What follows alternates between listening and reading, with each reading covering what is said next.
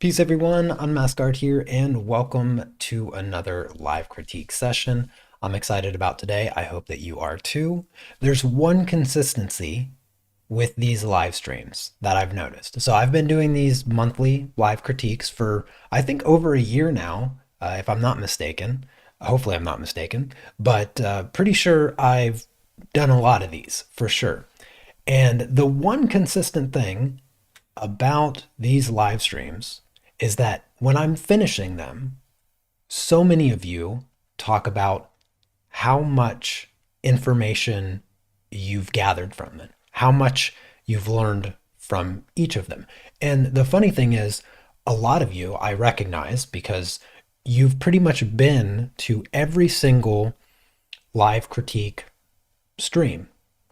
And consistently, I give you information that you then, in turn, tell me that you learn so much. And I love that. I love that I somehow can continue to dig up thoughts and ideas throughout the years, literally, and continue to introduce you to new ideas and things to help you improve with your art. And so I am asking that you share this live stream as much as you can, because otherwise you're just hurting my feelings at this point. So I hope that you enjoy today's live stream, and let's just get right into the first project. So up first, we have this beautiful colored pencil drawing. The drawing's on the right, just in case you weren't certain of that, by Linda. And I gotta say, Linda, I was super excited to see this project from you. Hi, Linda, by the way, and Claire, Cherry, Melanie, Susan, Margaret, Chandri. Hope you're all having a lovely week. Friday is upon us, so the weekend is coming up. But anyways, I was really excited to see this one, Linda, because I think this might be the best that you've done, really. And I don't mean to say that to imply that the previous projects you haven't done weren't also great, but you do a lot of projects on your own, which I love because I get to see, your original artwork. And I think that's more important. The projects that you follow along in the art club are great, but I really enjoy seeing you guys do your own stuff because it gives me better insight to where you're at independently. Because you sort of get a false sense of security when you follow a tutorial or a project where I sort of go step by step with you. So it's nice to look at some of your work that you do on your own because I can actually fine tune the information I give you to help you do better on the projects you do by yourself. It actually helps me help you. So anyways, I was really, really excited to see this one because I can see the improvements that you've made based off of the information I've been giving you for months. And the one thing that sticks out really well is how much better your values are in this particular project in comparison to previous ones that I've seen. And, you know, just continuing the path of honesty that I am always walking. It's not perfect with the values, but it is a noticeable improvement. And that's what I like to see. I like to see those noticeable improvements. The two things that sort of stand out to me that are just done really, really well is first, the accuracy of lighting on your mother, right? This is a picture of your mother. Hopefully I'm remembering that correctly. I read every post that you guys, when you share your artwork, I read every post. I try to take a mental note of the small information that you give me. But yeah, the lighting's really well established and she stands out quite nicely in the scene. And you just did a really, like the hoodie that she's wearing, so good. It came out so good. And the texture in the wood posts, just beautiful wood texture, looks so good. The transition of texture from the wood post to the metal gate very nice because you have the smooth metal, which is reflective and shiny, and then you have the soft, uh, textured wood. And so those are perfect examples of the textural contrast. And you did a really good job establishing the difference in those textures. And then the horse also stands out quite nicely. But let's talk about the things that I want to see you improve on in the future. So let's just go over a couple things. Now, the first thing, I'm still going to touch on values a little bit, right? Because as I said, your values have improved, but here you can still push it further. So there's just a couple areas where I'd really have liked you to just push it a little bit further to really establish that strong light. Because as you can see from the reference photo, this is a natural light situation.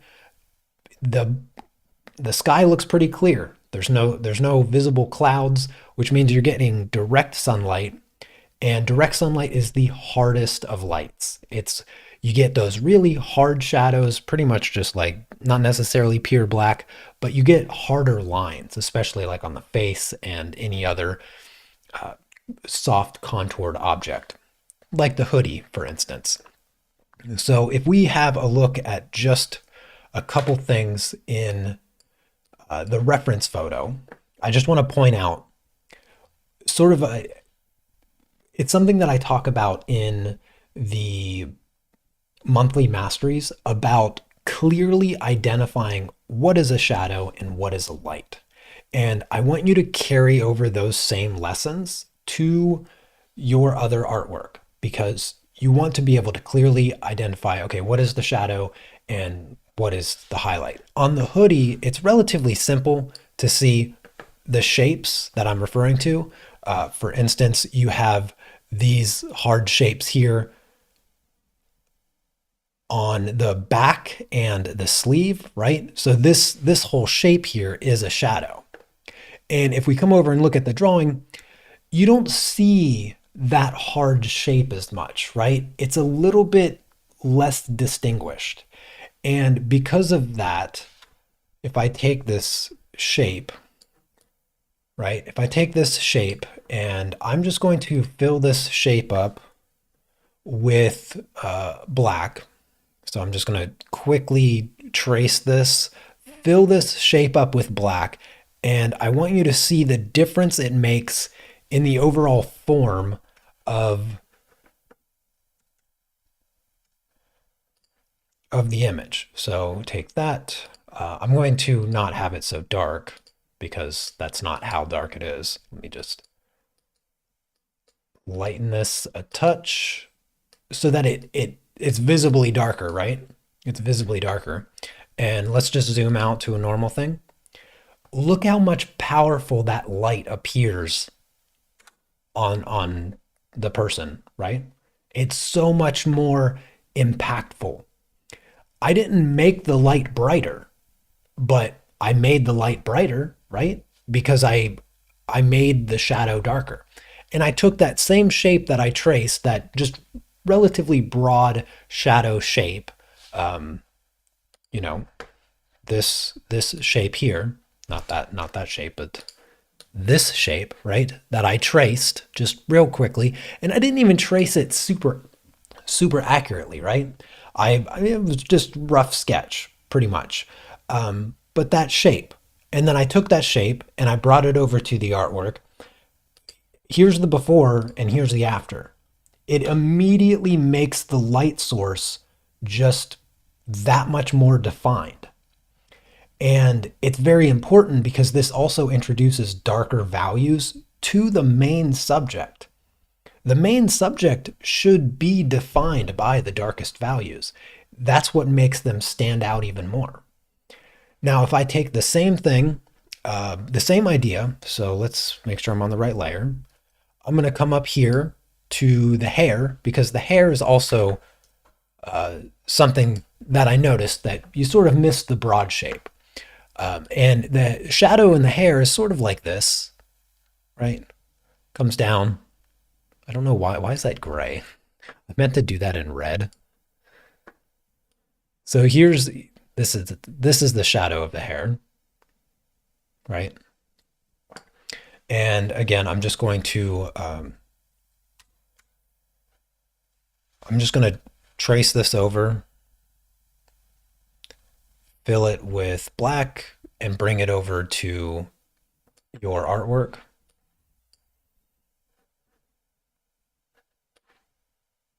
Right, just yeah, sort of like that, and fill it with black. Oops, I don't want to fill it with black on that layer. Let's fill it with black here. And same thing. This one's a little bit too dark, so let's go with maybe, yeah, yeah. It was just a little bit too dark. And let's just erase a little bit that's outside the head, right? So here, same thing. It establishes the light much stronger, and it's the shadow doing it. It's not me making anything brighter. It's just me making the shadow a little bit darker. The same is on the face. I'm going to take this same grayish color. I'm just going to take the brush now on this layer, and I'm going to just darken the shadow on the face that you have here. Same thing. Makes the light more powerful. So I want to see you apply this in the future. Just try to treat your reference photo similar to how you treat the reference photo for the monthly mastery.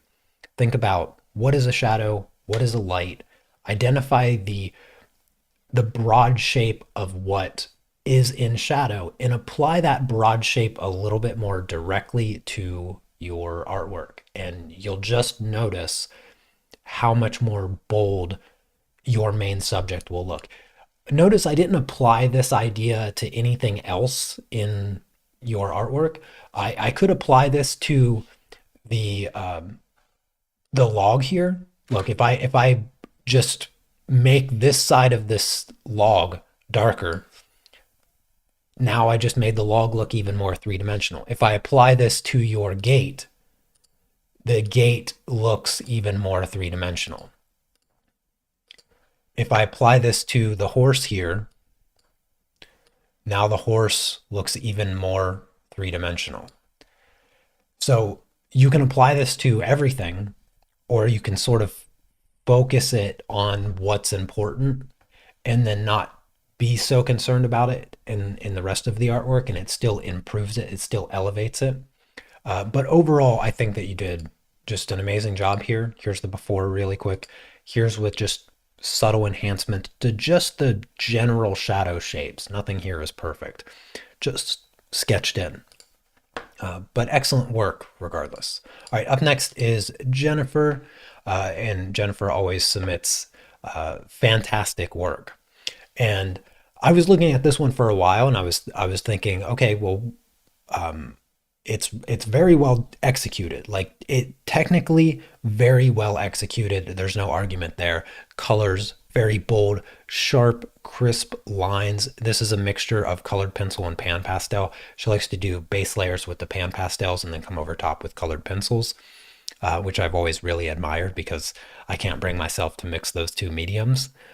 But she does it exceptionally well, exceptionally well. And I've never seen Jennifer's reference photos. Jennifer, maybe one of these times that you submit artwork, you could share the reference photo. If you don't want to share it publicly, you can send it to me privately, and I will not share it on the live stream, but I'll just look at it privately so I have something to compare to see what you're looking at, because that does help me make a more accurate assessment as to where you might be missing something if I have the reference photo to look at. So it just helps me assist you better. It assists me in assisting you. But one question that I have here, yes, indeed, Brain, it is very, very beautiful.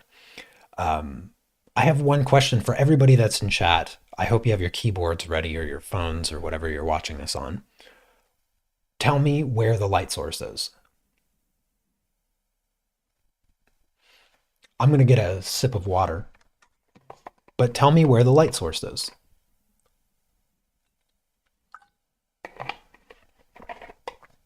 You can just give me a general direction: right, left, straight, top, bottom, however you want to put it.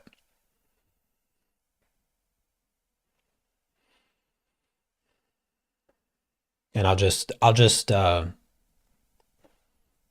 wait. I'll just wait a minute. Give you guys a chance to tell me. Don't worry if you're wrong. You tell me anything, you'll probably be wrong. But I'll give you the answer, right? I'll give you the answer. Okay, couple straight, top, straight, straight.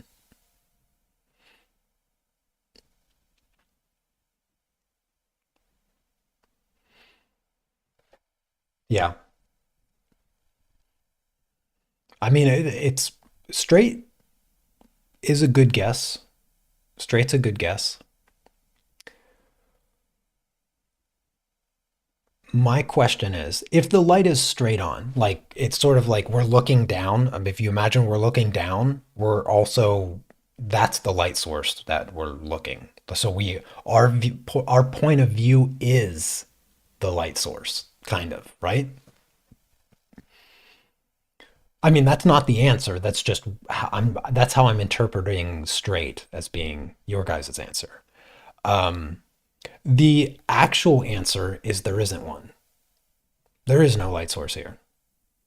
We see the highlight in like the lip. We see a little bit of light hitting the nose. We see light because otherwise it would just be a black piece of paper, right? We see this sort of ambient inclusion of the flowers where they sort of get darker towards the bottom part of the petals, but that doesn't give us light source. Actually, there is no evidence of any light source in the image. There's a couple things that would give you enough information to tell you where the light source is. For instance, let's have a look at this flower that's still just a bud, right? It's think of it as a sphere. Think of this flower right here, and let me just outline it so everybody knows. This flower, why I just picked pink. This flower right here. I mean, it's not a perfect sphere, obviously, but it's gonna be rather spherical in shape because it's just a little flower bud, right? Where's the light source? If if it's meant to be three-dimensional, where is the light source?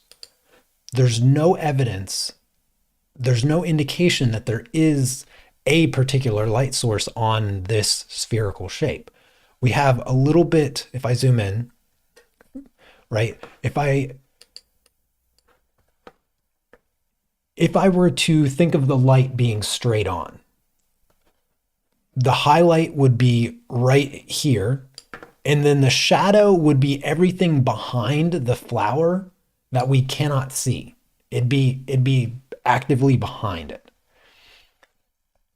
You could make that argument that the light source is perfectly pointed downwards towards all of this, and that's why it appears as though there's no light on the object, or it's like perfectly straight on. But if it's perfectly straight on, what about all the objects in front of it? Like this flower here or this flower here. Obviously there's a depth difference between these flowers. So wouldn't a light source coming straight on cause a cast shadow from this flower here on top of this? Wouldn't these petals coming out in this direction potentially hit the edge? And we'd see some kind of indication that, okay, the light is being blocked by the flowers in front. Well, yeah, you'd have to assume that there would be some sort of blocking of light, but there's no indication of that. So we can no longer assume that the light is straight on because there's no indication that that one object is blocking the light from another object that's behind it or that's clearly behind it. And so If we take this flower bud and I'll just grab a color, just a blackish color, and let's move the light so that it's shifted and it doesn't appear just straight on. Let's put the shadow just slightly at the bottom, right? Maybe use a bigger brush. So I'm just going to put a little shadow here.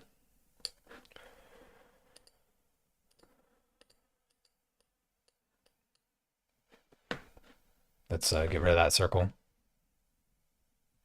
And now that flower bud just has some indication of light. And this petal would also have a cast shadow. That would probably be in cast shadow, something like that. And then all of this would be in cast shadow because this petal casting a shadow on the stuff that's behind it, right?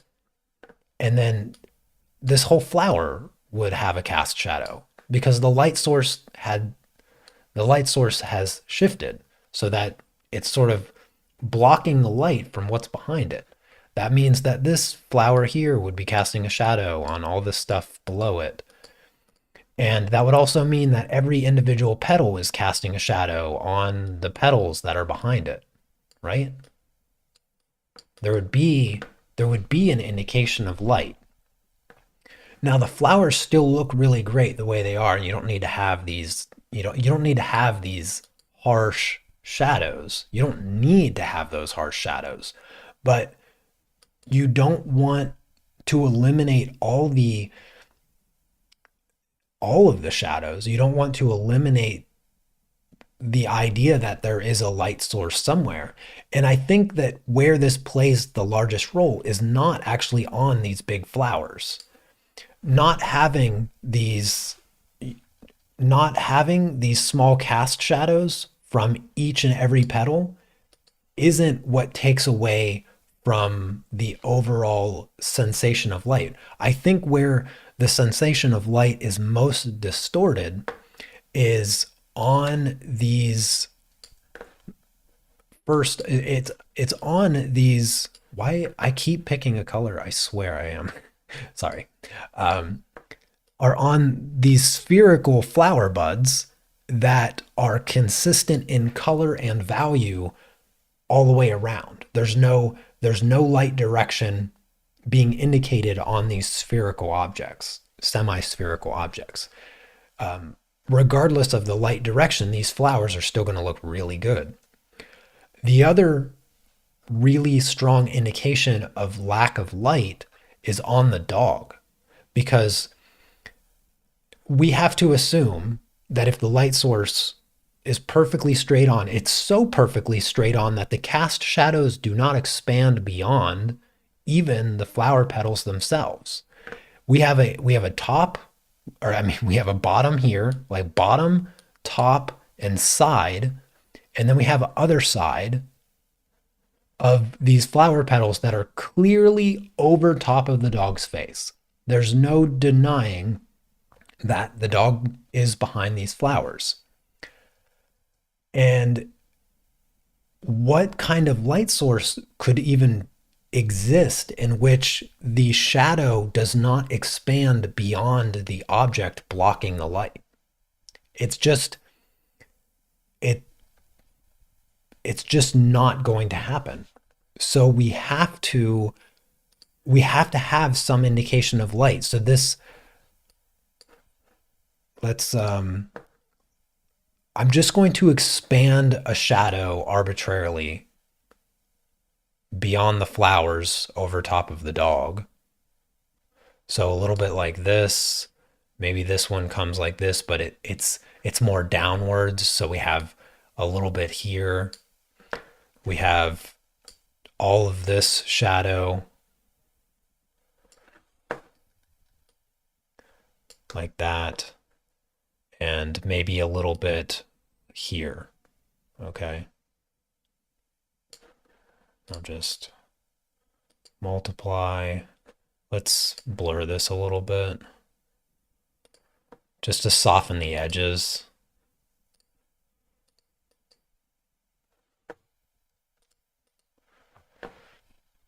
So now the flowers are giving us a little bit of shadow. It's not perfect, but I'm just doing this swiftly digitally to sort of give you an idea of what these shadows could potentially look like.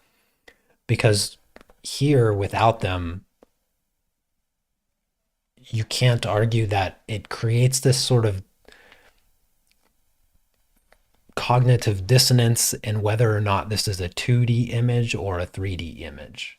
When you remove those distinctively three-dimensional shadows, you sort of get a flatter perspective. It sort of is jumping between two-dimensional and three-dimensional. So that's something that I think that you could expand upon in this particular project, Jennifer. But overall, the the technical ability here is top notch. Like it's excellent. The texture in the fur, the texture in the flowers, the softness of the background, all of that stuff really well done. But you also want to push that boundary of light a little bit more here, in particular in the dog. The other thing that I think makes the dog feel a little disconnected from the scene of flowers is that the fur feels pure whitish. It feels very white, and the white fur feels unnaturally white, and the black fur feels unnaturally black. Yet it's surrounded by green and orange. And fur always reflects its surroundings. And the one thing we know about white fur doesn't exist. There's no such thing as white fur. White fur is the reflection of its environment. So if you're in an orange environment, white fur is going to be orange. If you're in a green environment, then it's going to be green.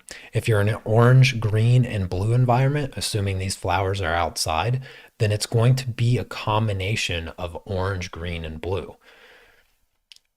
And black fur is black where light is not hitting it.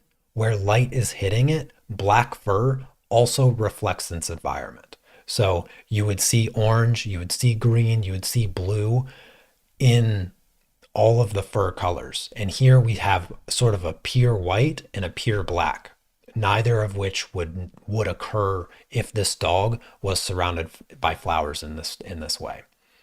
So just those things to keep in mind. All right, moving on. At the rate of speed that I'm going right now, this is going to be very long. So I'm going to try to not repeat myself too much. Dorothy did this much older tutorial. If you're interested, this tutorial is free on my other YouTube channel. Just the regular Unmask Art YouTube channel. You can go back and find this. I did this whole tutorial as a live stream. I think it was like 2 sessions with soft pastels. And you did a really good job on this one, Dorothy. Good use of like value and saturation changes to sort of push the mountains and the trees into the background and then gradually move forward. A couple improving points on this one. The trees could be a little bit thicker up front, make them just a bit bolder so that they stand out more with the black, because you really want to bring those trees forward. And right now they're sort of being lost in particular like these, like over here, this tree's sort of getting lost a little bit because these trees are still rather dark. So if you bolden up these trees, especially down at the bottom, sort of make those tree trunks just a little bit thicker, they will stand out more. Also, the cast shadows in the water, you can make these cast shadows also a little bit darker, and then you missed the mark on this reflection here. So you see how this reflection is sort of like this smooth curve. And over here, like the mountain goes up like this, and the reflection is pretty close to that shape. But over here, you didn't. First off, the mountain starts here, and it goes up, and then it goes down, and then goes up, and then it goes down, and then it sort of dissipates like that. So this shape of the reflection doesn't match what it's reflecting. So that stands out to me. That is correctable. You could just use a little bit of this dark color and sort of correct the shape in the water. The water's pretty good here. The colors are good that match the what they're reflecting, but where you're sort of breaking the rules with the water is similar to hair. So water is similar to hair in a lot of ways, and that is the flow.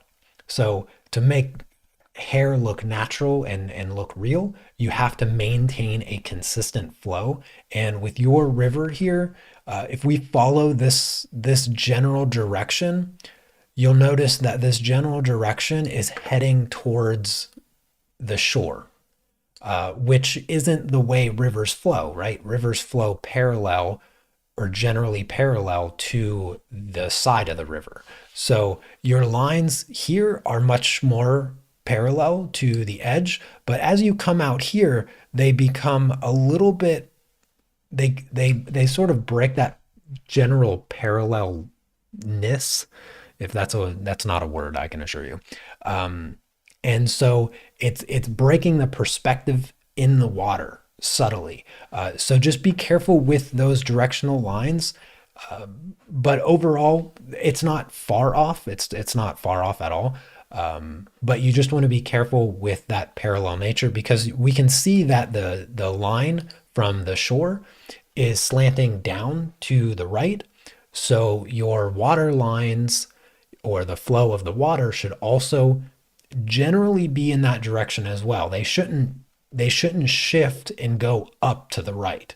For sure, they should not be going up to the right, because that's not how perspective works. If we were to think of this in like 2 point perspective, hypothetically, let's say our horizon line is here. There would be a vanishing point far off to the side for the side of the river. Obviously, that vanishing point's not far enough, but hypothetically, all these lines would be coming down from the vanishing point, and then the other vanishing point would be far off to the side. Now, it would be much further off to the side. It'd be way over here, right? But for this demonstration, I'm just talking about this here. So these lines would, all these lines would come from this vanishing point, and you would get this checkerboard in perspective. And the river should follow that perspective. So as the lines would be coming up this way, they would all be generally moving towards this vanishing point. Now, it is a river and water flows in rather unique ways, so they wouldn't be perfectly straight to the vanishing point, but they would generally converge to that way. And because the river is moving up and towards that direction, towards that vanishing point, all of the lines that indicate the flow of the river also need to generally be moving in that direction as well. Because as soon as you break that, it starts to distort what the water is naturally supposed to look like. So just keep that in mind. I put all of these lines on top of the original. Okay, I can go all the way back. But anyways, very, very well done, Dorothy. All right, up next is Margaret. She has two projects. She did the beta fish. This is a super old project. I don't even remember what year it was that I did this one. This one came out really well. Very great amount of coverage on the paper. I really like to see the paper covered up completely.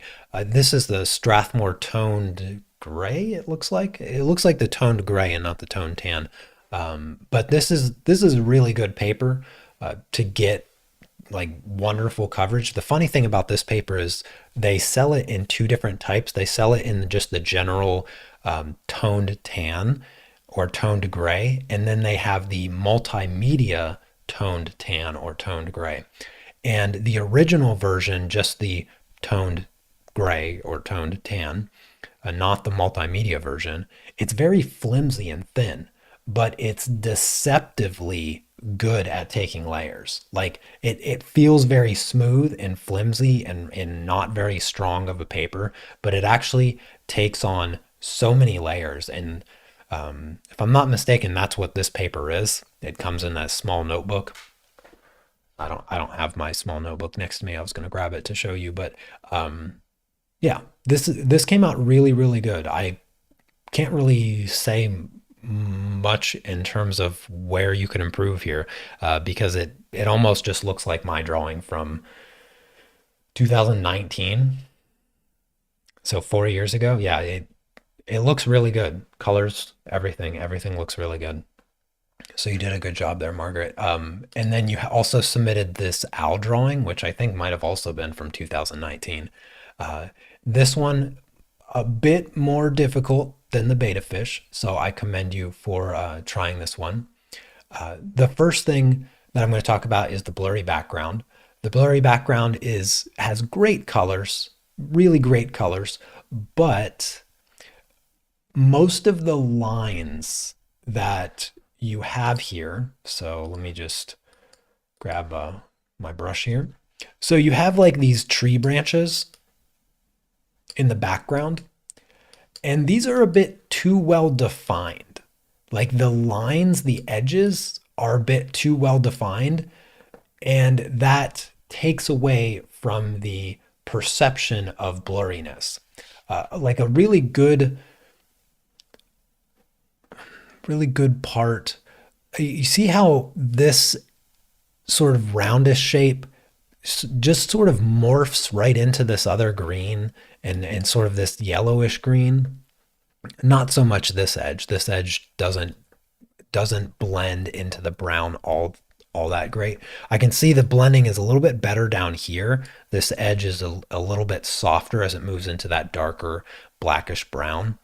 But you have to be very, very cautious with the edges in any of the shapes that you create. The owl is September 2020. You're just too good at this, Diane. Thank you.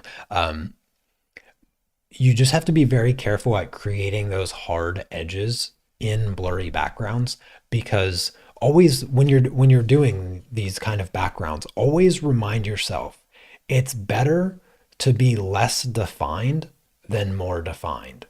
So for instance, if your background, I'll just take the whole image. Let's just take the whole image and I'm just going to blur the whole image, right? If your background looked this blurry, it would look better than this. So with the blurry backgrounds, you can almost never be too blurry.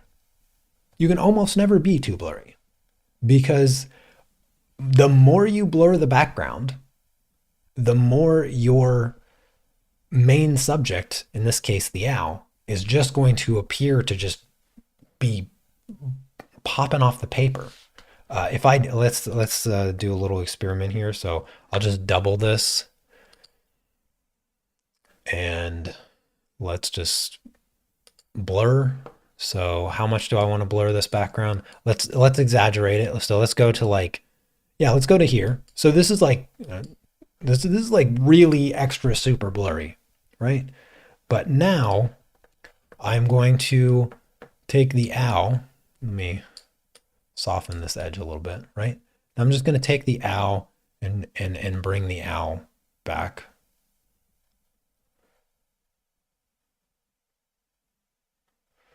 And this log that it's standing on.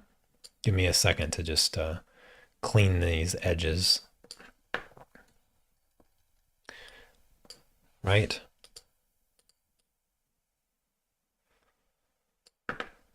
It won't be perfect. I'm doing this super quickly, or as quickly as I can, really. Right? How much more does that owl stand out? Like it just stands out so much more than this. Like here, you're not even looking at the background. You all you basically see is the owl. And that's just because the background is important. It's like, I don't know, 60% of the artwork is the background. So it makes it very important. It can't be less than 60% of the importance of the image. If it takes up 60% of the artwork, then it's at minimum 60% worth as much as the owl. And if if you over blur it, the owl stands out more. It's not necessarily a good thing to just be super extra blurry. There's a certain degree of, you know, how blurry you want it just for the aesthetics, but it will always look better more blurry than too sharp. If if you intend it to be a blurry background, I just got to clarify that. If it's a blurry background, it's always going to look better more blurry than more sharp. Okay, so just keep that in mind with the blurry background. Um, and then also values. So you can sort of apply the same rule with values. If it's a background, doesn't even need to be blurry. If it's a background, it will always be better to have less value in the background than more value. So don't have the values in the background competing with the values in the main subject. In this case, some of the values in the background are even darker than the values in the main subject. And you don't want to do that. Even if the reference photo has that, it's better for the artwork to not have that. There's really no such thing as a perfect reference photo to the degree in which you want to copy exactly what the reference photo is. Because I would say 9 times out of 10, artwork done well always will look better than the reference photo, even if the photo is amazing. Amazing photos don't always translate well to amazing artwork, but amazing artwork will always be better than the original photo. So anyways, keep those things in mind with your blurry backgrounds. Up next is Lisa H. She did the stylized portrait project. She did a really good job here. There's a few discrepancies with the colors. There's also a little bit of softness or consistency with coverage of the paper, but overall very well done. The eyes look fantastic. The eyelashes particularly look fantastic. Eyelashes are very, very difficult to do. And this project was no exception. These lines here for the eyelid, they stand out a little bit too much, just a bit too much. Those lines can be very tricky because if you make them too dark, they appear almost drawn on or too deep. Because you want to think about them as, okay, so this is where the skin is wrinkling up and, you know, it causes that the appearance of that little crease or whatnot. So if you make them too dark, they feel too deep or almost drawn on. And then also like the tapering of the edge, you want to think like the darkest part's going to be in the center as they taper off towards the end and disappear because there's no longer a crease, the skin smooths out. So those lines, they're just a little bit too deep looking. But yeah, it's a minor thing. I'm being a little nitpicky there. But the eyes overall look very good. The eyelashes over here, these bright parts, like where the eyelashes are being highlighted by the light, these ones are a little bit too stiff and perhaps a little too thick. These ones are good. I think these ones over here are better. They read better for the eyelashes, but these ones here, they just seem a little bit off, just a touch off. If you could make these ones look more like these ones, then you're in good shape. The eyebrows are too solid of a single color. So it's like this solid color of this clay orange in the shape. And so there's no variation of value. And that's just not the way eyebrows would look normally. So perhaps use a darker color to create a little bit more texture and just a little bit of variation where, maybe like this part of the eyebrow is a little bit darker and maybe like this part of the eyebrow and then generally underneath where there's a little less light hitting. So just a little bit of variation in the value there will make your eyebrows look more natural. Um, this I'm not sure where this color, maybe it's the photograph.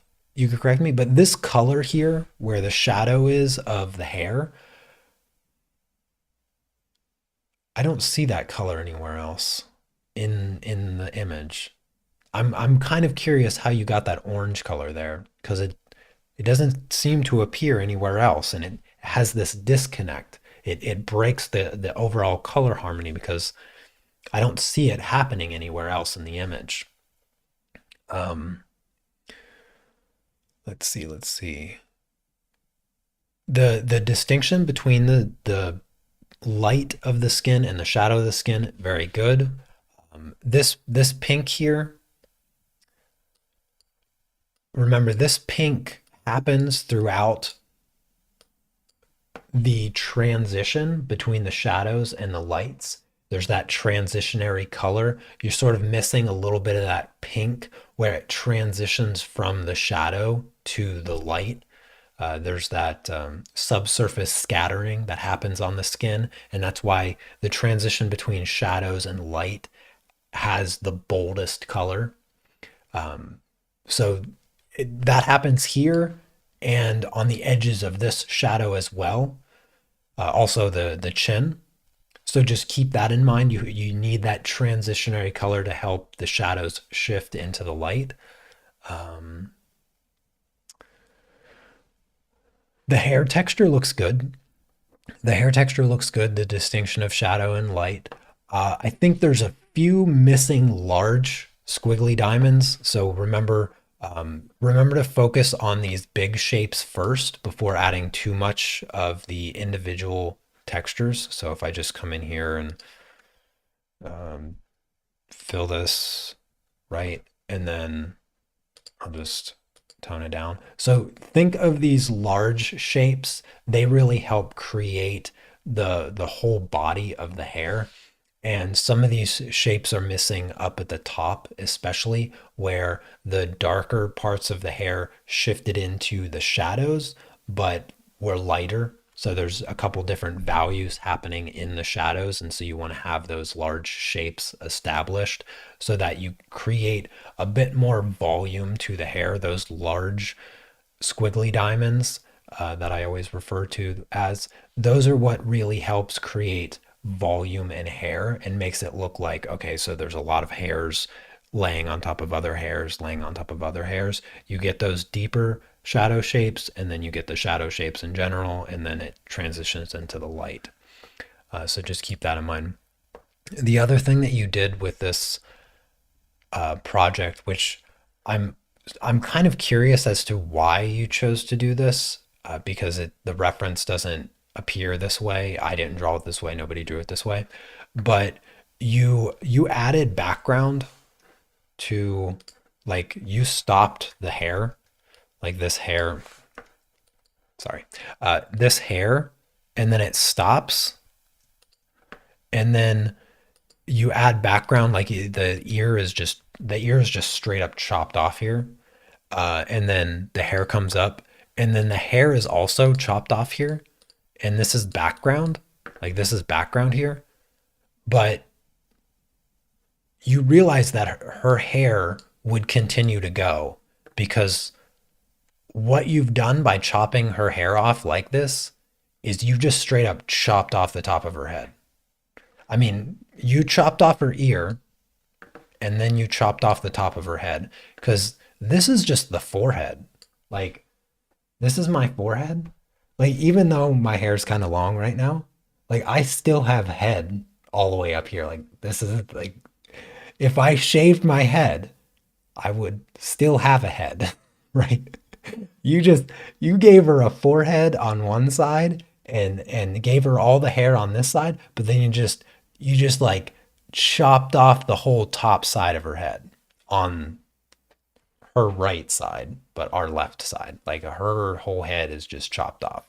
Um, so I'm not exactly sure why you chose to add the background to that side. Maybe you wanted a little bit of symmetry because the reference photo does chop off. Like the reference photo stops here and it's just hair, and then it sort of chops, like it stops. The image stops. The artist, the original artist, didn't chop that part off. But perhaps you wanted a little bit of background on that side as well. But the problem is you added the background, but you chopped off the head in spite of it. Like the background's not so important that you want to chop people's heads off or their ears because her ear would stick out a little bit more and there you would see it, you'd see her ear, um, but you just you just chopped it off. So be very careful with changes in that manner in the future. Just be very, very careful with those things. Okie dokie. But very well done otherwise. Yeah, very well done otherwise. Cherry has a couple projects here. This project here, she mentioned, um, yeah, trying to fit the page. So it does look funny. Yeah, it does look a little funny. This is a really, really cool image, Cherry, that um, you did. This was Chrissy's Facebook group uh, did like a prompt or monthly prompt. I'm not totally sure. Truthfully, I don't really use Facebook, like barely ever. But I almost never look at stuff on Facebook, so I miss these kind of things. But this is a really cool reference photo. It sort of looks like it was AI generated almost.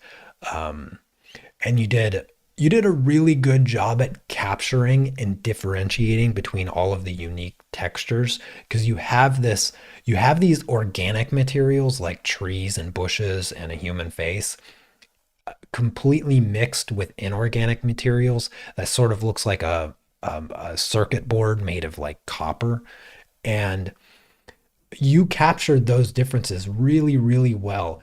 In particular, the sort of square and rectangular shapes of the copper that sort of makes up the front of her neck and the side of her head, the difference in value and color of light with like the different yellows and browns, very, very well done because they genuinely look like they're reflecting light, even though it's almost just like a square of different color and value. But because you were brave enough to apply these dark values to the rest of the image, not just the background, but also the trees that make up the neck and the back of the head, it works. See, if you were too fearful of going dark with the tree branches and all of the other elements of the image, those little squares where you just have a touch of yellow and they're really bright, it wouldn't read as reflection of metal. It wouldn't read that way, the way that it does in the reference photo. So you captured that really well. And that's not easy to do. A lot of people would not be able to do that because they'd be too afraid of going dark in the rest of the elements of the image. So you did really, really good there. I like the changes to the background. I actually like the more teal color that you chose for the background as opposed to just sort of the black shifting into a green yellow. I think I think I like your background better in general than the reference photo. Um, you could have there's still a little bit of value changes that I would have made because the same idea of the large shadows, like where the large shadows are at, still exist even though the object is made up of a lot of small things. And in particular, the back of the head. So the light source is from above. The light source is coming down sort of like this. And so the back of her head here is pretty much all in shadow, especially like the base of her neck. And so you sort of get this darker patch right in here because of that. And so you can see that dark patch over on the reference. If I circle it, you can sort of see where this dark patch is. Oops. Right here. And that's because the least amount of light is hitting that. And you could easily fix this with just sort of a light layer of a black or a dark gray or something along those lines. But sometimes we get caught up in the small things that make up the big thing, that we forget to think about the big thing that dominates even the small things. And in this case, the light still dominates the general shape being created by all the small elements. This is a little bit trickier than most objects because, nothing really, there's nothing in real life that looks like this, right? So just be cautious of that. Yeah, just be cautious of that. The other thing is the skin. You know, um, the skin is a little bit too bright in the shadows. If I just color pick this color here of the cheek, right? And I'll just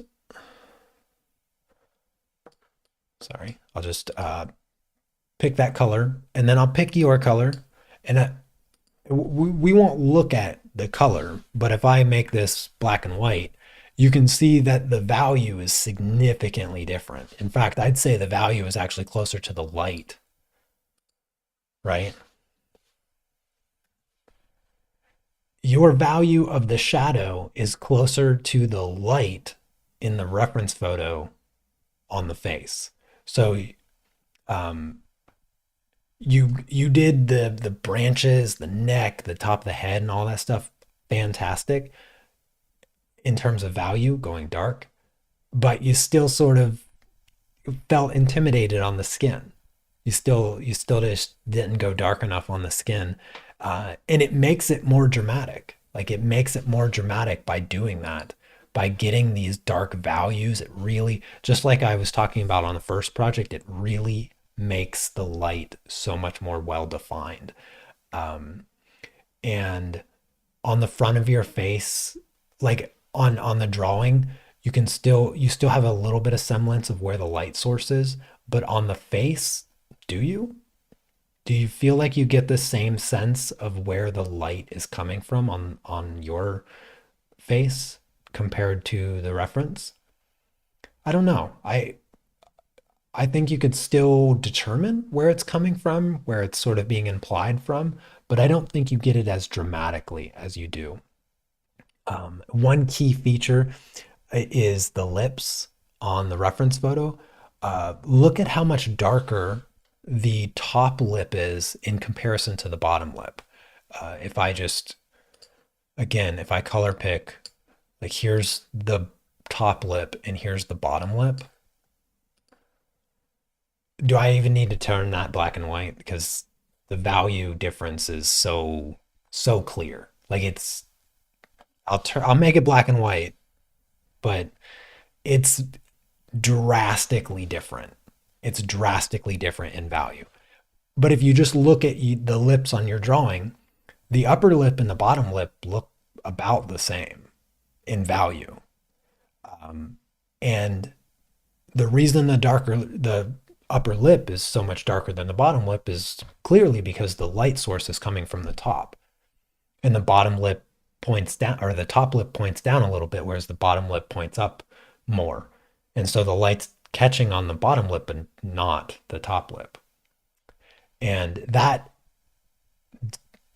distinguishing feature makes the lips in the reference photo look more like lips, whereas on yours they don't look as much like lips, simply because they're standing outside of the light source. They're not being influenced by the light source that the rest of the image is being affected by, and they look a little bit flatter. So those are the key features that I think that you sort of just missed a little bit, but overall, still an amazing drawing. Still like super, super well done. Great work on the texture too. All the different textures and stuff. It's really, really fantastic. And it's a cool image for sure. All right. Cherry also submitted this image of a lovely cat and the same thing. So, sort of the same thing with your previous project, the definition of light. Now, one thing I want to point out here, just for future photos that you take of your artwork and anybody else taking photos of their artwork for the sake of submitting them, be very careful not to stand in the light source.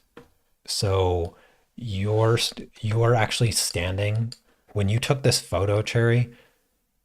Why is this so light? Why is this color so light? Hold on a second, I gotta figure this out. Okay, I don't know what the deal was there, but you're casting a shadow from like your arm or something over top of your artwork. It creates this shadow. Do you see the shadow that you created? When I was looking at this, I was looking, I was like, is that the is it, I thought that you might have put this cast shadow in the artwork. And I was looking at the reference photo and I was like, why though? I was trying to figure out why you would put this shadow in the artwork.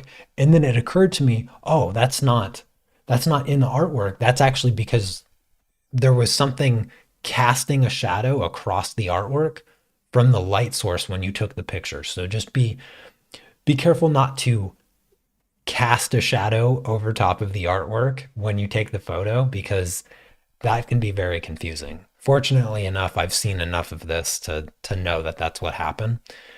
Because the light source, actually, I'm not going to say. Um, I'm going to ask what direction is the light source. So you have the reference photo there. Tell me where the light source is in the photo. It's pretty clearly defined. No, it's all fine, Cherry. I just wanted to point that out for everybody so that you can try not to do that when you take your photos. I'm going to take a sip. That looks like the last sip of my water here. So tell me where the light source is.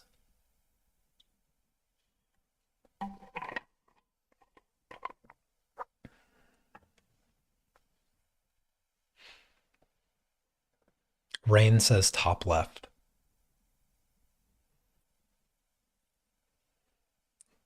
Let me get at least two more answers.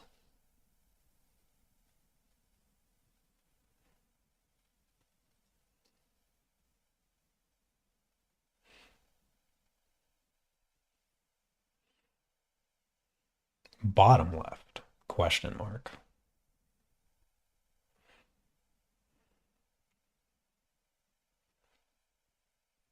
It is indeed the top left, general left from the top.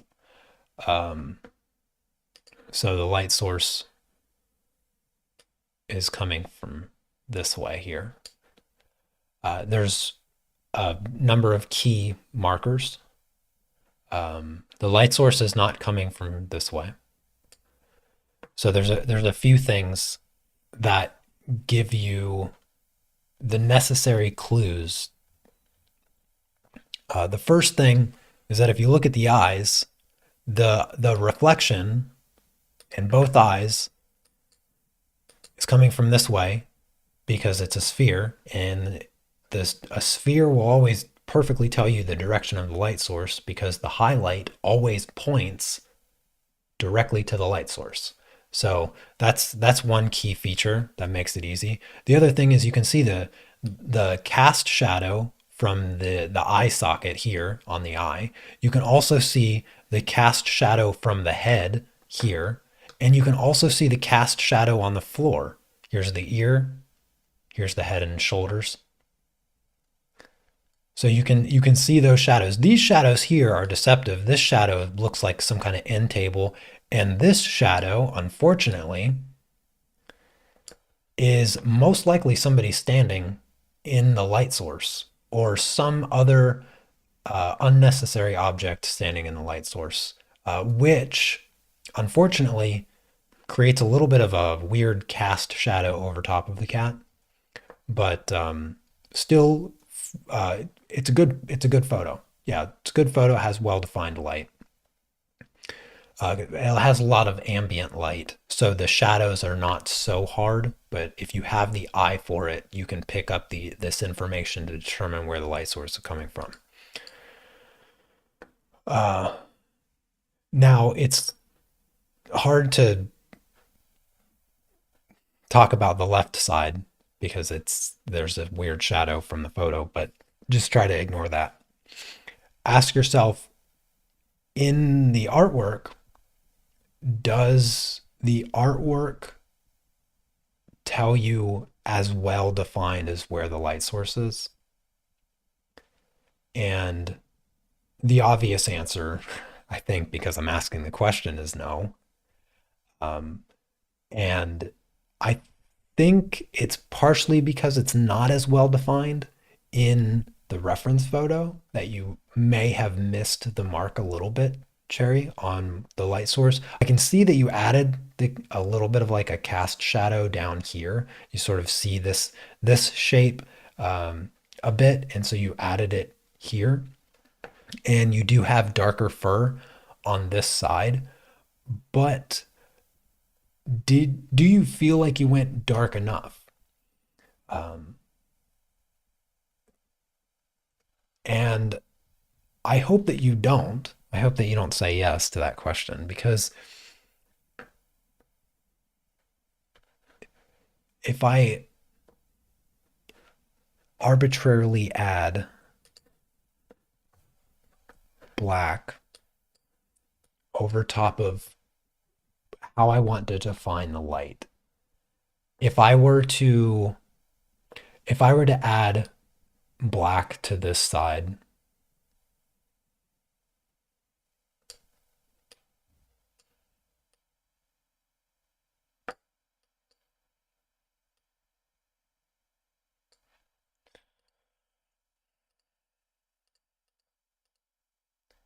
then I've created a light source that's coming from the right just as easily as if I were to add black like this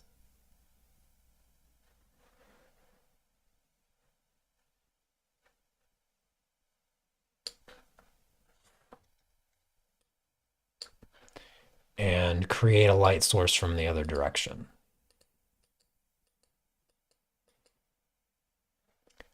I can do it on both sides and it works because the light source isn't so clearly defined that it makes it look weird.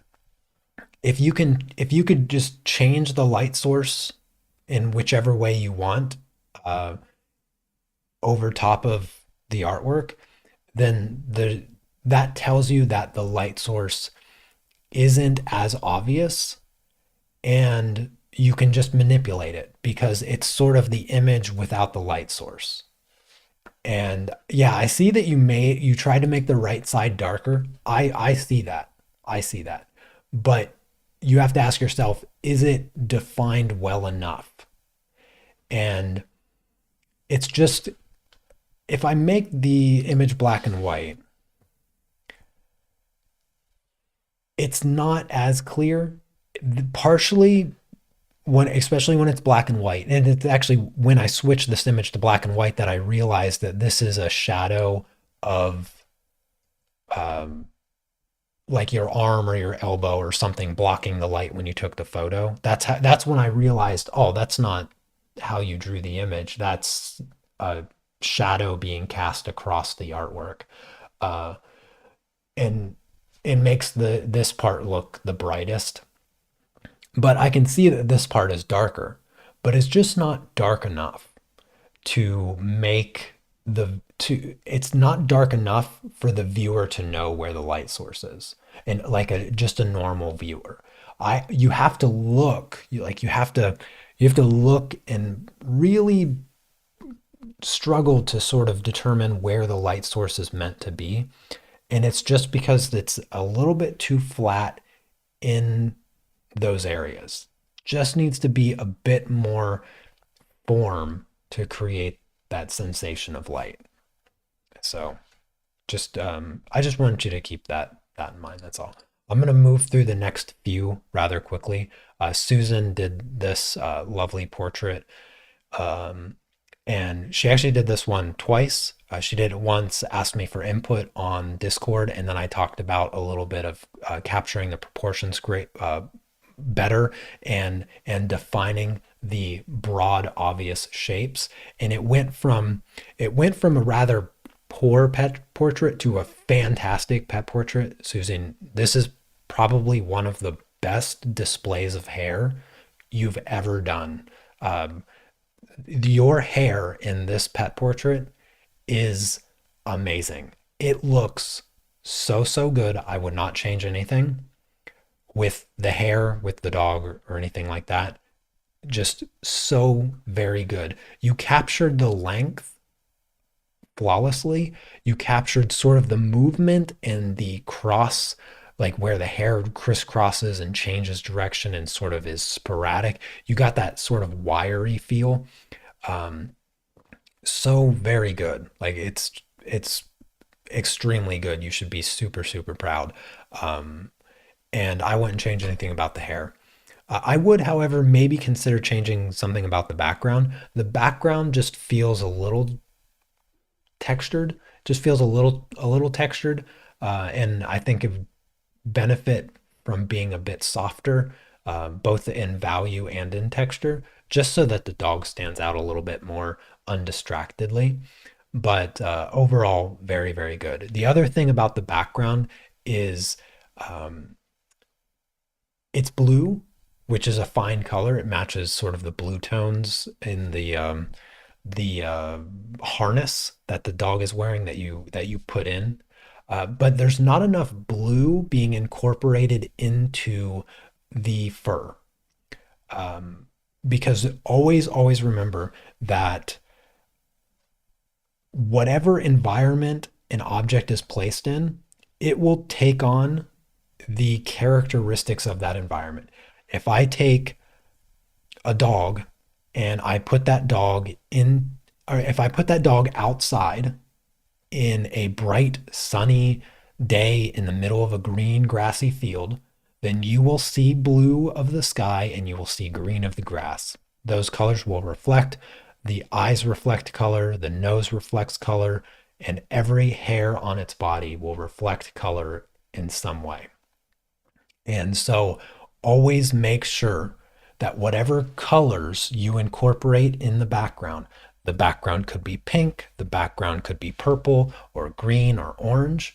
Make sure you reincorporate those colors throughout every object that exists within that space. Okay, it doesn't have to be drastic. Like you don't have to make the fur blue, but there has to be elements that exist that incorporate that color in some way. So if I just grab this blue and let's just do maybe a touch of blue on the nose, a touch of blue on the highlight of the eye, and maybe a touch of blue like through here and here, a little bit through there, maybe reflecting on the fur.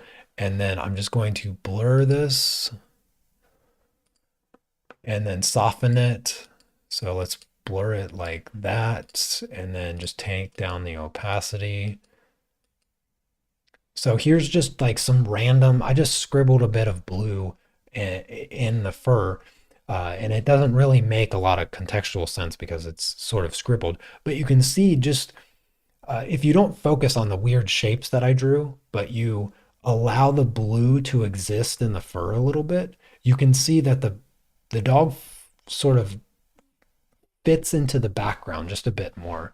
And if I were to add that blue around the edges of the dog a little bit. It just makes the dog feel like it's in that blue environment. So you want to just make sure that you incorporate the colors of the environment into the colors of the object. All right, up next is my sister, Cece. She has a couple projects here. This sort of tattoo design that she did with watercolors. And the two quick things I wanted to mention about this is be careful with texture. Like you used colored pencils over top of the watercolor, which is perfectly fine. But make sure, like, the way the colored pencil adds texture to the paper, probably because this looks like cold pressed watercolor paper, and it has that really sort of what is it called, honeycomb texture. The colored pencil is adding a lot of visible texture, and you want to utilize that texture in an artistic way. And here it sort of feels a little just scattered about. These dark sort of circular shapes. I'm not certain as to what they are supposed to be, but if they're supposed to be sort of like this textured circle, then perhaps maybe they shouldn't be on the leaves. The darker shapes of the rows here, again, if the purpose is to add shadow, make the shadows match the texture of the rest. So if you think about a rose, right? A rose petal has consistent texture. So the texture that you see in the light is going to be the same texture as you see in the shadow. Shadow does not create a new texture on an object with a consistent texture like a rose petal. So the disconnect between the textures, ask yourself, does it add value or take away value? In this case, I think especially on the rose and the flower or the petals, the rose and the leaf is what I mean to say. I think that introduction of a different texture in comparison to the texture that's in the light takes away from the object and it doesn't add to it. In the background, I think the texture could be really cool in contrast to the smoothness of the other objects. The other thing is you're you're turning 40, CC, in I don't know, like a year or something. Or like you're real close to 40, okay? 40-year-olds don't color outside the lines, okay? Don't color outside the lines, especially when those lines are like 3 millimeters thick. Come on. Come on, CC. Stay within the lines. All right. I love you. Um, Here is your cat on a block for the Evolve project. Um, are you taking your time on these projects? You cannot convince me. The next time I call you, I dare you to try to convince me that you took your time on this project because there's nothing you could say that I would believe that you took your time on this project. Take your time, define your shapes, articulate your shapes with the correct value better, and then also your uh, gradients. Your gradients should be soft. These should be gradients all through here. They should be soft, and you didn't soften them because you didn't take your time. So take your time. All right. Sorry, running through these last few projects here before getting into the monthly mastery as quickly as I can. Rain, this is a really lovely piece. I like this a lot. You mentioned that the line art or the coloring page was of or from a different artist, so you didn't draw this, you just colored it. Very, very lovely drawing, though. I have to say that it looks fun to color. Um, and I think you chose a really lovely palette here. I like the white, purple, red, and the green. I like the reusing of the green in the eyes, the reusing of the red in the lips, and then the red hair. Um, I I like the way that you colored the rabbit. It's very cute. Now, this obviously isn't like a realistic drawing, so you wouldn't want to necessarily try to color it realistically because there'd be sort of a strangeness there with like the defined outlines, which I presume are black because they look like they're drawn black, sort of like an ink drawing that color filled in with colored pencils. However, you did introduce some shading to the portrait of this young lady, and the for the shadows in particular, in the shadows, kind of looks like you used black. And so you have this light peach kind of orange for the skin in general. And then I'm trying to figure out why this color looks like this, but I can't for the life of me figure out why it looks like that. Oh, I see. Why is it like that? Normal. There we go. So this part here sort of looks like you introduced the shadow to define the nose, maybe with a little bit of brownish color, but generally feels like black. And when I was talking about the portrait, the stylized portrait, where was it? Here that Lisa did, how the shadows, like the colors and the values for the shadows versus light, very good. But she sort of missed those transition colors where the vibrancy of skin really comes in. Because for the most part, skin is gray. Like it's just shades of gray. And then it's that transition where the really bright, vibrant colors comes in because of the subsurface scattering.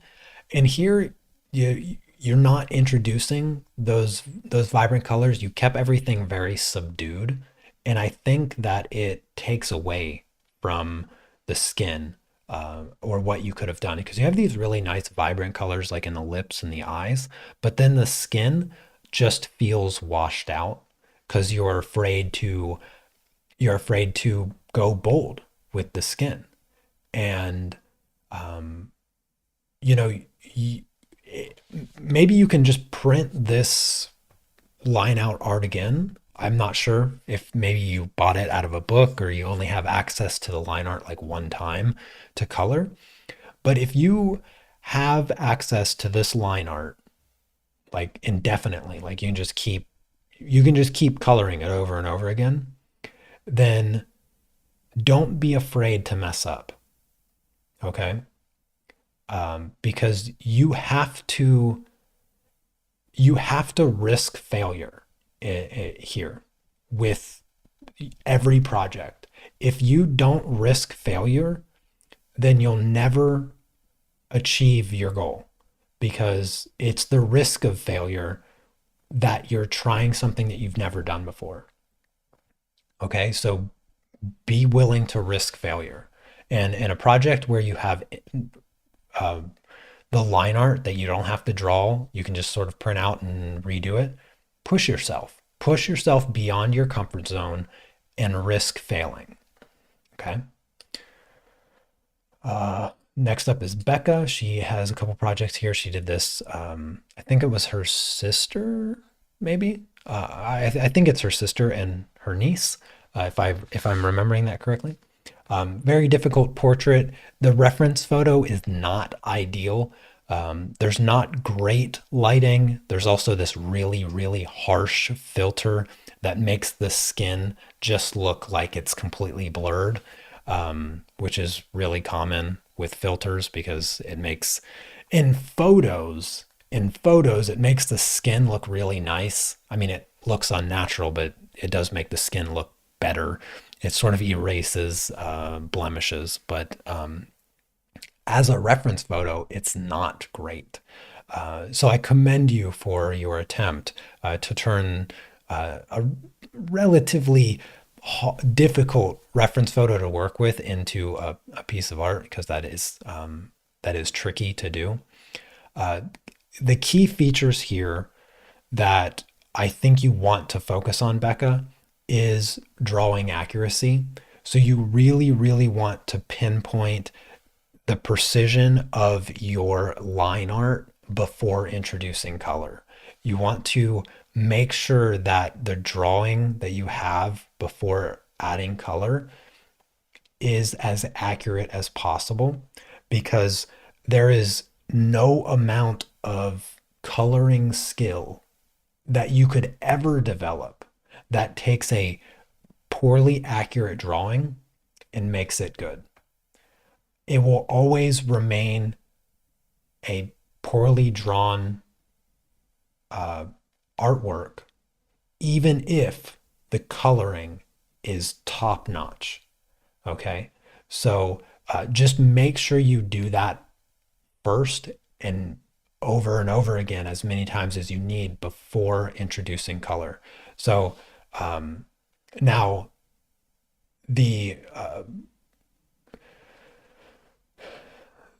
let's see, I sort of lost my train of thought there. So yeah, that's the first thing. That's the first thing that you're going to want to make sure you focus on. And that actually comes up in this, because I think this is a perfect example where you colored amazingly. Because this is also a project from Becca. I'm going to talk about these projects side by side, I guess.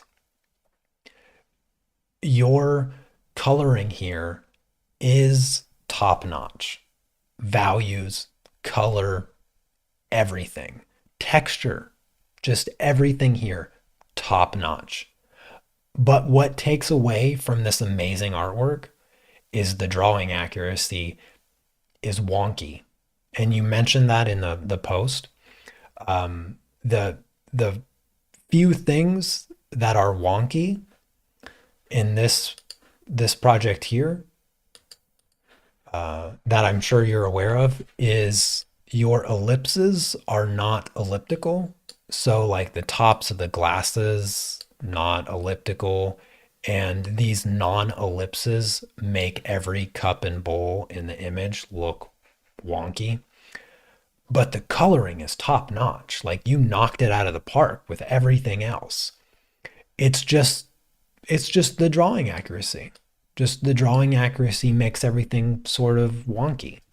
And um, this is a tough project. Like this project here that we did in the art club some time ago that I'm not going to remember when, but I'm sure if Diane was in chat, she'd know exactly when we did it. Um, but this is one of the hardest art club projects that we've ever done. And the coloring part, the hard part, the funny thing is the hard part you did masterfully. Okay. Uh, and here you also did a good job with what you were given. Even you said the reference photo wasn't great because of the filter. And I agree. And I don't think it's just because of the hearts. If it was just a good photo with hearts on the face, you can work around those tiny little hearts. But the reference photo overall is not great. There's a project, Becca, the little girl colored pencil project. She has an open mouth smile. Open mouth smiles are so scary to do. They're not easy to do, and they're scary, and nearly everybody messes them up. There's two reasons that everybody messes up open mouthed smiles. Okay. The first reason is one what I already talked about, and that's drawing accuracy. It's difficult. There's a lot of little details in there that if they're just shifted a little bit, all of a sudden you have buck teeth, or you have like giant gaps in the teeth, or all kinds of goofy stuff can go wrong if you don't draw that correctly. So drawing accuracy is the number one reason that people mess up open mouthed smiles. Now, the second reason is that white teeth, no matter how well you brush your teeth, are not white. The brightest, whitest teeth are not white, okay? Teeth are smooth, very reflective. And so the whitest, pick anybody that, has the whitest teeth on the planet, okay? You take a picture of them, their teeth are still brown. White teeth are brown. So the second thing that everybody gets wrong about open mouth smiles is they make white teeth white. And just like scleras on the eyes, the white part of the eye is never, ever, ever white. White teeth are never, ever, ever white. So those are the two things that people always get wrong with open mouth smiles: drawing accuracy, and they make white teeth white. You fix those two things, your open mouth smiles are going to be significantly better. But if you want to do another project, there's, let me see if I can pull it up or something. 1 second. I'll pull up the project so you know exactly what I'm talking about. So you can try this project, and anybody that wants to try this project to, how's that possible? Sorry.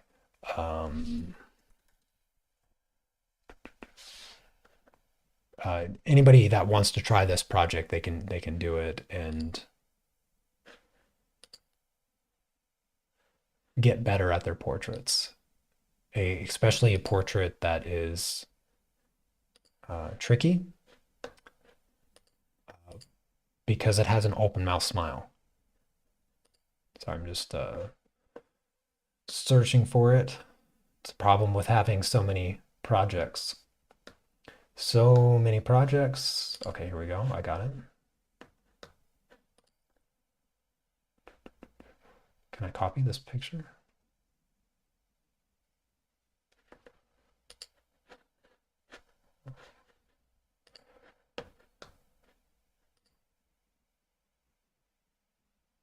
Huh.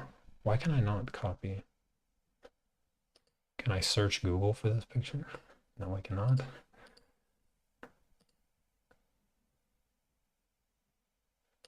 Maybe I know what I'll do. I'll just do a screen capture really quick. There we go. So this project here, this is a colored pencil project in the art club that I did who knows when, some time ago. And nearly everybody that did this project completely knocked it out of the park. Like everybody got the open mouth smile on this project here. And so I would highly recommend you give this one a shot, in particular the accuracy of the open mouth smile, because making an open mouth smile look good in art, I can't tell you how many people avoid open mouth smiles in their portrait because they are not easy to do. But I break it down in this one. I break it down in this project, and I promise you that it will help you improve. And also, if you struggle with open mouth smiles, or you are one of those people like myself that avoid them, that one will give you a lot of insight. All right, up next is Melanie. She's got a couple projects here as well. This pot, I actually grabbed the original reference photo of this project because this is an older one too. And the things that I wanted to talk about here is the softness of edges and the accuracy of shapes that exist. The first thing, let's talk about like the accuracy of shapes. So we can see that her highlight is a bit wider than this one. So the tricky part with this texture of the pot is if you look really closely to the reference photo, you'll see that everything inside this shape is like a pure white, right? And yours is a bit wider if I were to think of that shape as being pure white. So this shape is the dominant shape. Everything outside of it that's lighter than the surrounding area is more of a texture, and it's also not pure white. So you actually have a very clear distinction. You can see, like when I zoom in, you can see that there's an edge here. Like there's a really pretty well defined edge, and everything in here is just pure white. And so you want to make sure that you get these shapes more accurately in your artwork, because they can, not only will it improve, the look of your artwork, but it will also help you establish what's around it. So if you know that this is pure white, you can define that shape more accurately in your artwork, and you can just make it as white, make it as bright as you possibly can, and it gives you a more accurate value measurement of what's around it. So by having that pure white, you can see that this part here is much darker than what you have on yours. So if this was brighter, then you would know that this is supposed to be darker. But yours is sort of stuck a little bit in the middle, where the brighter part is a little subdued and not as bright. And then the darker part is also subdued and not as dark. So you're missing out on the more extremes of the values, and that overall lowers the contrast of the image. And the most important aspect of good art is contrast. Contrast is objectively, it is measured, it has been studied. Contrast is the most important aspect of good art. And what defines good art purely is subjective, but not when it comes to contrast. Contrast is indeed the most valuable aspect of what people consider good art. And I'm not talking about, like, the fancy people that judge artwork, or, anything like that. I'm talking about just everyday people and beyond. So just, if you were to take a piece of artwork and show people all around the world, and you showed them, you did it twice, like hypothetically you said it, you did it twice, one of a high contrast piece of artwork and one of a low contrast piece of artwork, the high contrast piece of artwork will always be perceived as being better than the low contrast. So by missing the extremes of both values, the bright and the dark, you're lowering the overall contrast of the image, and therefore decreasing the quality of the artwork. So just keep that in mind. Maximize that the best you can. You did really well. The other thing, you see how, like, this this part here, think of it like a sphere, right? This part here, think of kind of a sphere. Think of this part as sort of like a cylinder. So you have like a cylinder on top of a sphere. While the edge is darker, right? Because the light source, here's the light source. You see the light sources. It's not straight on, but it's off to the side, but it's coming towards the object. So we can see the light sources, coming from here, right? The light sources from this direction, right? So it's pointing towards the object from over here. I'm so bad at drawing arrows. Um, and so we have this shadow. We need that shadow on your artwork. We want that voluminous form so it looks more three-dimensional, okay? So just make sure you're thinking about the volume of the shapes that you have, and create that form. Use your values strategically to create that form, define that form, even at the expense of forcing it a little bit in your artwork. And what I mean by that is, if you don't see it as well as I see it when I look at the reference photo, when I look at this reference photo, I see the form of the object.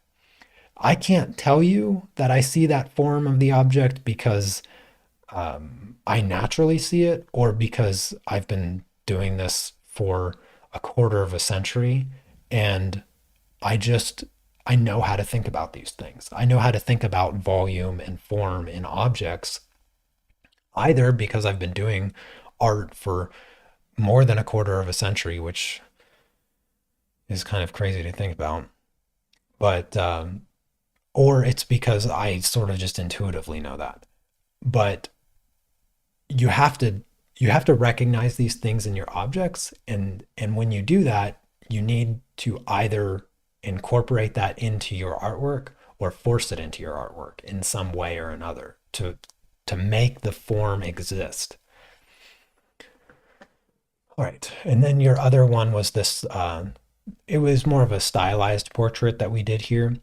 With this, I would have liked, I sort of feel like you rushed the coloring part just a little bit. I know that in this project, it was meant to be more stylized, but the like the red and the blue and the slash of white, they do sort of feel a little less controlled than the other portions of the artwork, um, and just not as blended. Like especially like on the neck and the face, the shadows being blended and softened a little bit, especially on the skin. So this sort of goes back to the subtle texture differences by softening that grainy pencil on just the skin makes the skin feel softer in comparison to the roughness of the cotton t-shirt. So if you left the texture, all of that sort of scribbly colored pencil grainy texture on the shirt, but you softened it on the skin, you distinguish between the different textures, even a little bit goes a long way. The same as with the background, with the blue and the white in the background. If that was softer, then it just pulls the portrait a little bit closer to you and makes the background feel further away, but also less distracting.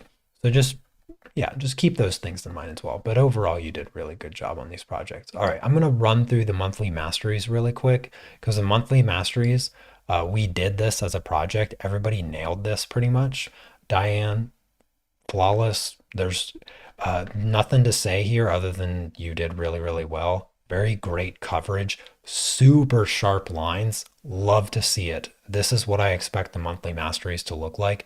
Sharp lines, accurate colors, accurate values, and just overall clean. I know that the cloth that these references are taken on, this line at the bottom where the table ends and the cloth goes down, you can keep this line straight if you want. I mean, if you want to do a wiggly line at the bottom here, that's totally fine. Like, but you can just keep this line straight. Yeah, this line can just be straight. You don't have to have it wiggly. Um, I'm pretty sure I did it straight when I did this project, but I'm not saying it's wrong. I'm just saying you can do it straight. It just looks better. Melanie, you did, this is monthly mastery 6. You did really well on this. Values look fantastic. The values do look really, really good here. The thing about reflections, so you have the reflection here, you have the reflection here. Um, don't draw in the reflections before you draw in the shadows. Just do the shadow, ignore the reflections. Remember, the it's good that you know the reflections are there before you add them, but don't add them before you do the shadows because um, even if I know that you're doing this in colored pencils, even if after you fill in the shadow and then you're done with the gradients and the shapes, the values, and all of that, and then you go back and you add the reflections and the highlights, even at the expense of getting the correct value with the reflections, I'm not concerned about that as long as you can identify them and you can see them when you put them in after the fact, but don't avoid those areas at the expense of preserving the value. Okay. But yeah, they're very good. Same thing with the reflections on the table here. When you're filling in the background, just fill it in solid color. Pretend there's no reflections. Then add them later with a lighter value. Don't draw them in like that. Okay. Cherry also did fantastic job with monthly mastery 14. Same thing. This can be a straight line. Values look good. Sharp, clean edges look good. I think this almost looks like colored pencil, but I can't tell. Um, if it's colored pencil, I think it's pretty good with the paper coverage. If this is pastel, I would like to see it just a touch smoother. It still looks a little rough, so like the papers showing through. So I'm not 100% sure if this is colored pencil. If it's colored pencil, ignore that comment. If it's pastel, then I think just a little bit more layering would go a long way. Because if you look at Diane's, solid, right? Like you don't see the paper. So yeah, just make sure you get that coverage. Up next is Lisa. She did monthly mastery 13 and 14. Now, monthly mastery 13 was a little bit of a trick for most of you, and I didn't show anybody how to do this. Wait a minute. Okay, there's definitely some things wrong here. It's fine. No, you're fine, Sherry, with the monthly master. You're fine. I just maybe it's the picture. Take it with a grain of salt. But I think maybe just a little bit more coverage with the pastel. Okay. Um, for sure, the colors of the cube and the rectangular prism are not there. Uh, this rectangle, that rectangular prism, no, that's not. It is darker green though. I don't have the reference in front of me, but for sure, this rectangular prism is not this color. Like, just no way. The other thing, your 0, 1, and 2. So your 0, 1, and 2 value, 0. Let me make that a little bit clearer. So 0, 0. It looks like 1 and 1. This is not, that's definitely not dark enough because this is a cast shadow and your cast shadow is lighter than this. Like it's lighter than that. This is light and this is a shadow. You cannot have a shadow that is lighter than your light because I mean that doesn't make sense, right? Like if it if it's a shadow but it's lighter than your light, how is it a shadow? It can't be, right? Because it's brighter. So your 2 value is far too light. You could make you could even make your 1 value darker because the difference between your 0 value and your 1 value is just it's vast. It's very big difference between just these 2 values. So you don't feel like you have to make that distance so great. But I know that this one was a little tricky. Also, your colors um, are maybe the image is not color correct. I'm not sure, but the colors are really far off here. But you did do the monthly mastery 14 colored pencils, so a little bit harder. I won't pay too much attention with the how well the layering is. But here you sort of have the same problem. Your 0 value is black, it looks like. Yeah, you have it labeled here, black. Your 1 value, which is here and here, can even be darker. Like it can be darker than what you have here because again, the difference between your 0 value and your 1 value is really vast. Like it's very, very wide. And then also your 2 value here, again, it's getting really light. Like it's the red. Actually, let me just turn this image black and white. Yeah, this same object here, this object, the pyramid, This red, its value is darker than the shadow, which can't happen. This red is the same red that's here, but this red is in light and this red is in shadow. So it's not, it doesn't work if the shadow is lighter than the light. So you have to be very careful with that. Very careful with that. Your values, just use darker values. Go darker with the values, and it will be corrected without you even trying. Linda is the last one here for the monthly mastery 14. Excellent. This looks good. This is Prismacolor on pastel matte. Well, pastel matte is a little bit harder to work with as far as getting sharp lines, but I would expect sharper lines here, just a bit. Maybe the image is out of focus because the lettering down here looks out of focus. But I feel like the lines, the edges could be sharper. This line in particular looks a little rough. The line that separates the red from the shadow side, that also looks a little rough, maybe. But the color accuracy is very good. Yeah, the color accuracy is very good. And then it also, again, this can just be a straight line. No need to have a wonky line on the bottom for future ones.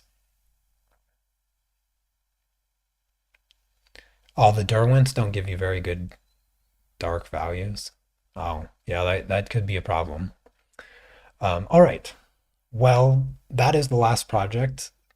2 hours. Yeah, just about 2 hours.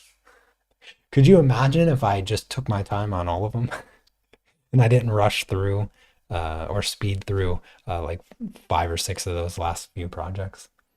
Either way, I hope that you guys continue to learn something from this critique session. Because, like I said at the beginning, hopefully I wasn't incorrect to assume that I haven't run out of useful things to help guide you and help give you ideas on how you can improve your artwork. Oh, I see, Linda. Yeah, don't worry about it, Linda. You did. Yeah, you passed. Yeah, you passed. I actually have to prepare the monthly mastery for this month, I think. Yeah, I'm pretty sure I do. And uh I will not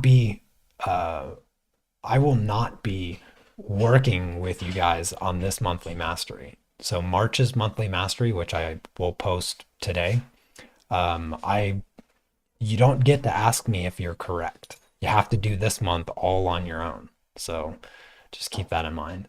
But yeah, I hope you guys learned a lot from this. And again, make sure you share it. Give it a thumbs up for me if you're still here and all of that good stuff. And have a fantastic rest of your weekend. I'll see you guys on Monday. We're going to continue on the pastel project. But yeah, you guys take care. Peace.